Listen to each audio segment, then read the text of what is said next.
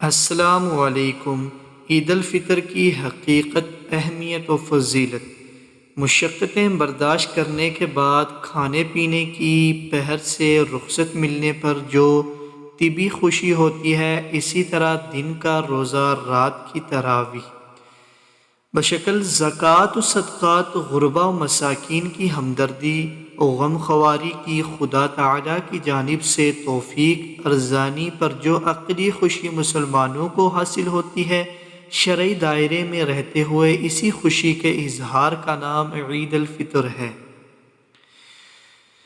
لفظ عید کے لغوی مفہوم میں لوٹنا شامل ہے، جہاں ہر سال اس دن کے آنے پر پلٹنے کی وجہ سے اسے عید سے موسوم کیا جاتا ہے، وہیں مہینے بھر کی روحانی ریاضتوں اور نفسانی و اخلاقی طہارتوں و پاکیزگیوں کے بعد ایک نئی روحانی زندگی کے عود کرنے آنے کی وجہ سے بھی اس دن کو عید کہا جاتا ہے، یعنی رحمت، مغفرت اور جہنم سے خلاصی کے اشروں کی سعادتوں سے بہرہ ور ہونے اور گناہوں کی کثافتوں سے پاک و صاف ہو جانے کے بعد دوبارہ ایک نئی پاکیزہ زندگی عطا ہوتی ہے، جس کی وجہ سے بھی اس تاریخی دن کو عید کہا جاتا ہے۔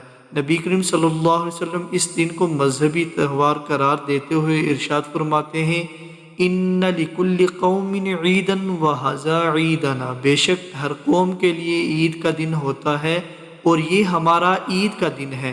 بخاری 952۔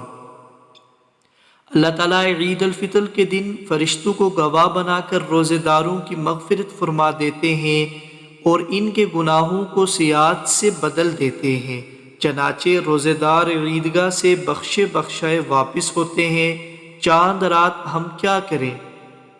عید الفطر کی رات بڑی فضیلت اور برکت والی ہے۔ یہ انعام کی رات اور اللہ تعالیٰ سے مزدوری لینے کی رات ہے۔ اس رات میں اللہ تعالیٰ کی جانب سے اپنے بندوں کو رمضان کی مشقتوں، قربانیوں اور ریاضتوں کا بدلہ دیا جاتا ہے، دعائیں مقبول ہوتی ہیں، جنت واجب ہوتی ہے، دل کو روحانی زندگی نصیب ہوتی ہے۔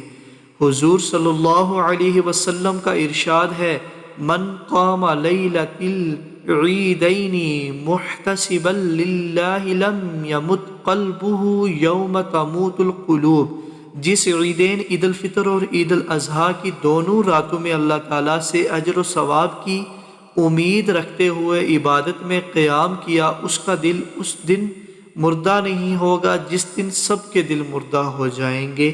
ابن ماجہ 1782۔